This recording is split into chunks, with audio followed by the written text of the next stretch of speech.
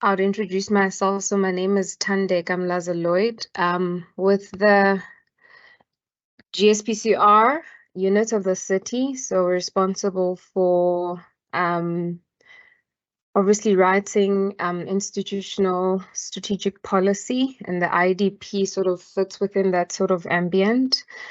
That's what the department does, and as well as monitoring and evaluation, obviously, of how the various departments then have sort of like fended in terms of achieving that. Sorry, I'm a bit distracted because I'm not figuring out how to. Thandeka, I can do it for you if you would like. I think I have now gotten it. No. Okay. Okay, let me just share my screen. Just shout if you're struggling. I've got it. I've got your I'll share email. my screen. I think it's easier if. Okay, no, please share it for me. Sure, no problem. Yeah. Oh, and then it comes on. Are you able to see it? Here it is. Yep, wonderful. Okay, sorry, Yep. it's just technology No, it's being okay. technology being slow. So as I was saying, so I come from GSPCR, and we're the writers of institutional policy. So we translate political imperatives to, I suppose, sizable, mandatable chunks for the institution to sort of process, and then we're also responsible for monitoring and evaluation of the particular piece of work. I am particularly responsible for the public participation around the IDP and the budget. And I'm sure if you've been in any of our sessions, you would have probably seen or heard my voice. If not, you'll probably hear it in the next ones. So in sort of, I understand and acknowledging that public participation is quite complex, and I think not even just for the city of Joburg, but for all South African cities, even outside of the the South African borders. It's not really in one of the easiest things to do, and to do it effectively. I think for a number of years, we've just done participation in a way where we just make it a box ticking exercise. But I think in acknowledging sort of those challenges, we are sort of saying if stakeholders are willing to sort of work with us, we are willing to sort of remedy some of the challenges, but also being realistic in how far, what we can do as the city. So as part of remedying some of the challenges that we've had, and is the city does this public participation every year and never really comes back to give some sort of feedback as to what then happened with the sort of last round of participation. So we have developed what we call this public participation outcomes report. And this we develop yearly with each financial year. And in this report, we've sort of like, we capture everything that has happened as far as public participation in a given financial year. And it sets out how the city of Joburg currently does public participation. The city of Joburg doesn't have a set way of doing public participation. I think that's the other problem. Everyone who sort of comes in, and I'm saying everyone because Thandeka is sort of now responsible for this process, but Thandeka may leave tomorrow. Someone else comes in, they do it their own way. So there's no council adopted way of doing the public participation. And I think that's essentially one of the biggest sort of challenges that we're having within the city. And we're trying to address this by coming up with an institutional guide of doing public participation, and that will be taken to council. Obviously following the required sort of prescripts in terms of public participation as well, because we can't adopt it if we haven't taken it out to the public. But in light of that, or notwithstanding not having that, we then develop this public participation outcomes report. So it tells you how we do public participation the first round, the second round of engagements, who we sort of engage and how these engagements are done. And it goes into a great detail in telling you, well, also analyzing the comments that we sort of get from the various stakeholders. And a lot of extensive analysis is done when it comes to getting the ward per ward engagements, because we do those as well, and that are called CBPs that we're currently doing. So that forms part of our first round of engagements, and give a detail of which ward said what, when, on which date, and how many people were there. So if you needed a document that sort of captures those sort of points, this document would be it. This document is obviously read hand in hand. It's quite long. I'm not going to go through it all. It's excess of 200 pages.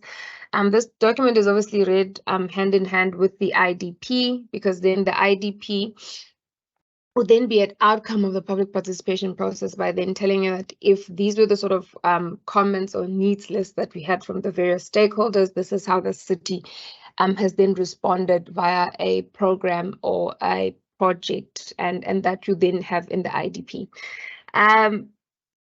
I think part of the reason why I'm here today is having had quite a few sort of discussions with professionals within the sector, and I think Andrew being one of them, because I think he's always in our sessions. You get to realize how we've sort of set the schedule of participation. So we would do the first round where we would do the ward engagements, and then only at a later stage then we'd do targeted stakeholders, where I think maybe the stakeholders sitting around the virtual table now would sort of fit within that cluster. So I think it's been identified that how we sort of engage with you guys is a bit late. So we need to sort of open it up to a space where we engage with the professionals way before we sort of put together the drafts, so way before departments even get to get our long list and then get to sort of put together or fashion together their responses via projects in the program. And I think we've sort of agreed that it's something that we definitely need to change. But obviously, as with change, no change comes quick. So in this, we're not able to do it in the last financial year. And I think everyone knows what sort of happened within the city. We had a lot of changes around the political space, which also means everything changes when it stops, and then from there it just changes. So it's a really madhouse to sort of get our house in order in time of adopting these documents. As you already know, that this is a legislated process, and we have to stick to the suggested timeframes. So in this round of public participation for obviously preparing for the 24-25 financial year, we said we're going to then ensure that we do then come and have a more detailed sort of engagements with not just you as stakeholders, but obviously other sort of groupings that are interested in meeting with us, as Anne has indicated that in a later stage we'll be coming to sort of talk about the IDP. But I think as just sort of opening to that sort of discussion or engagement, I think this document will be a good start to sort of understand how we've done it. Therefore, when we then come and talk, to the people around the virtual table now, they'll be able to tell us where to sort of improve or change or that sort of thing. So I think, and I'll leave it for there, and I'll entertain questions. I hope I haven't gone over the 5 minutes. I think you've done wonderfly on a very big subject. Well done. Yes, please, we'd love to engage. I see Wayne's hands up, so I'm going to take that one first. Okay. Thandeka, thank you very much. I always struggle to understand exactly how the theoretical side and the practical side find some type of synergy somewhere along the line. If you want to hide things from people, put it in a document or put it in a book. And I speak things as is. I think people are tired of waiting. And people are tired of saying there is rules and regulations and we need to follow a certain protocol. Honestly speaking, I believe in the following, okay? If there is a hell of a lot of work done on a specific strategy, but that strategy has not even been given an opportunity to grow in the community and to connect people, who does that document belong to? Does that document belong to the city of Johannesburg, or should that document belong to the citizens and everybody that lives in that specific space? What I'm getting to is ownership and accountability. And those lines blur. When it comes to taking responsibility, it's shifted. Then nobody wants to take responsibility. And the reason for that is we need to get stronger leadership. We need to seriously start looking at that 230-page document. How do we make it a live document? How do we take that and put it into practice? When are we going to have that opportunity to actually put that into practice? Because, and what you rightfully said was that change is slow.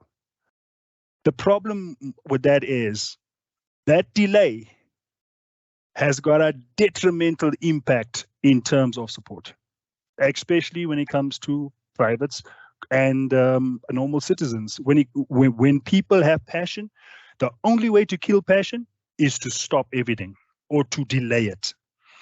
And once you lose that passion, it's going to take a concerted effort to get those people back on board. So I think I honestly pray that we are given the opportunity to see exactly how we can operationalize that document sooner rather than later. Thanks, Thandeka. Thanks, Wayne. So I'm not sure whether Thandeka can actually answer that.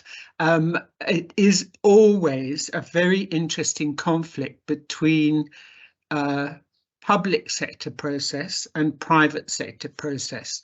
And we're very keen to try and work with you more closely on this and to help you, because you've got to follow process. I mean, in terms of the state, you've got to follow process. Andrew?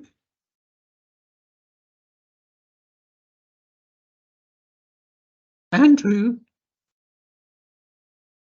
I'm coming. Okay. Thandeka, fantastic to see you here. Thanks very much for joining us. I think what Wayne has said about the delays and the killing of passion is so important. Fortunately, we have in this structure, with Anne's leadership, a very dynamic group who are certainly willing and wanting to participate. The other structure, which I think is critically important, is the Joburg Business Forum. And there we have an example of the delay has killed the passion. We're only going to be seeing the MMC and the head of department at the end of October because they're too busy, we're told. So it's of critical importance that we do participate sooner. And I think your recognition of that earlier participation is fantastic. And I think the sooner we hear from you as to when we can participate and how in the most productive way, that we can see what we submit is taken through. Yes, we have the political decision makers at the end of the day, but I think we're here to not only challenge the city, but also support the city. And the work which is being done through these structures, which Wayne and Michaela presented to us earlier today, I don't think you were party to this stage, are incredibly important. And we need to use these structures as much as possible to help you and support you in achieving a realistic and practical and much needed focus for the city, its planning, its budgets, and that we can deliver.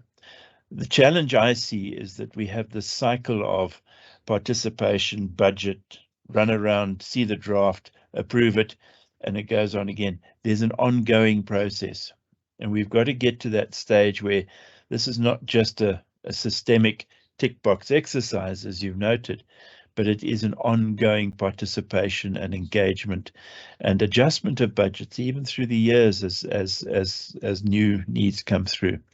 But it's fantastic to see you here. Look forward to working closely with you. And if we could have a copy of that report available, that would be great. Thanks very much. Yeah, thanks so much. Thanks, Thandeka. We're ready when you are. We've got representatives from many of the regions here and different areas, and they are working with their regional staff teams. But obviously to work with you and give input and support, we're very keen. Did you want to comment before you leave us? Yes, sure, Anne. Just go back to my notes here. So I think I'm very grateful to be part of this platform. To like I always say to Andrew, that I think we can't collaborate soon enough or well enough. I think for us, there's sort of an admission that the city can't do everything on its own. And I think it's just evident on how slow the turnaround times are for service delivery. So it is time that we sort of step out and go into a space where previously we haven't been, and to sort of be willing to sort of partner up with stakeholders that are also willing to partner with us. But I think and you make a very good point of saying process. And unfortunately, I know a lot of people don't want to hear about this, but unfortunately, process exists. And we can't, from a municipality point of view, not acknowledge process, but also understand there's public sector process and there's private sector processes. So we have to rather be less combative and more on how do we sort of massage these boundaries in a sense that we can collaborate more effectively together, because that's the only way to go forward. There's obviously a perfect world, just going to Wayne's point, there's a perfect world where you're like 1 + 1 is equal to 2, and A, B, and C, D, are the letters of the alphabet. But unfortunately, we're not in that world. I think we've all seen, if you just even look at the municipal space currently, how many leaders we've sort of had since 2021. You can understand the killing of passion. The passion is not even killed outside of the city, but internally as well. I mean, it's a bit of a struggle. But we have to essentially ensure that Joburg doesn't fail and Joburg moves forward. So I think we need to also be more practical and more flexible when we are also on these platforms of saying, how do we then collaborate together? Our collaborations are going to need a lot of flexibility from either side of the table. And it's very important that we acknowledge that going into these sessions, as opposed to then, doing all of this, and then at the end, we again come up with an outcome that none of us are happy with, and then the entire thing falls flat.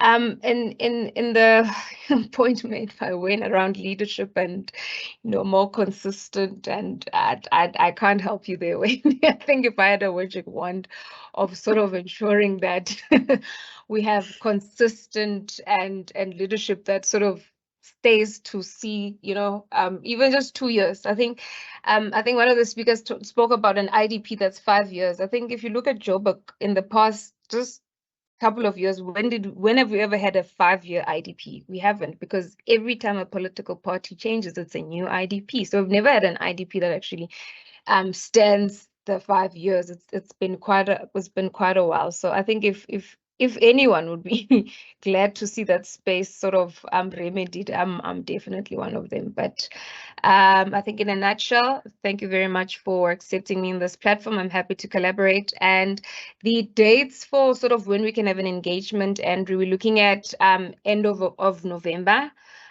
because again, we have to sort of do the ward engagements, and the speaker unfortunately has already released the sort of schedule for that. So we're doing the one-on-one engagements, and as soon as we conclude those engagements, that's then, I think from my side, that's when we're going to focus on the stakeholders that we know that want to participate with us in this current time. And then the report backs obviously will be done in the normal IDP sessions, where we'll have those between April and May next year. But I'll definitely share the dates. Thanks. Wonderful. Thank you. So that's absolutely wonderful. And we will do our preparation before that, so that we've got really good input for you. And it's meaningful, and we'll work with you. And I think what will happen is the private sector will go on trying to do what they do. And it's our job to bring that to you and help you integrate it into the processes and systems of the city, so that maybe when somebody is not there, it is at least stamped somewhere into the policy and strategy of the city. So we'll find a way to work together, and we really look forward to that, Thandeka, and we thank you for continually reaching out. I've been very impressed. Thank you. So